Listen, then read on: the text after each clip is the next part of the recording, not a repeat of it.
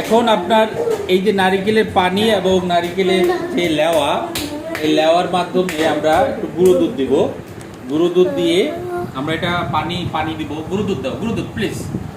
গুঁড়ো দুধ, এই যে গুঁড়ো দুধ, ডিপ্লোমার দুধ, এই ডিপ্লোমা অল্প দুধ দিলাম। পরে এত লাগবে না একটা আইসক্রিমে। ডিপ্লোমা দুধটাকে আমি লাড়ালাম, নাড়ার পরে এখানে আমরা পানি দেব। এই পানি দেব।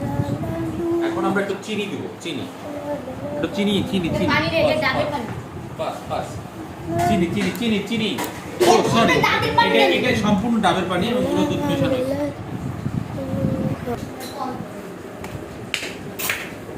ছেড়ে দিয়েছি আমি লালালু সে লালালালালা একটু দুধ তোলা উইগলাতে বাস কেমনা স্টার্ট। 1 চামচ চিনি আমরা ডাবের পানি এবং ডাবের লেওয়া গুঁড়ো দুধের সাথে মিশিয়ে আমরা একটু ভালো করে ব্যালেন্ডিং করব। ব্যালেন্ডিং করার পরে আসলে এটা যদি আমরা মিক্স করে দিতাম তা আরো মজা লাগতো। এখন আর আমরা কোনো কাজ নেই, এটা চিনিটা সবাই হলো। পৃথিবীর সবথেকে খারাপ জুস হয়েছে। আপনারা দেখেন কি কি জিনিস দিয়েছি: ডাবের লেওয়া, ডাবের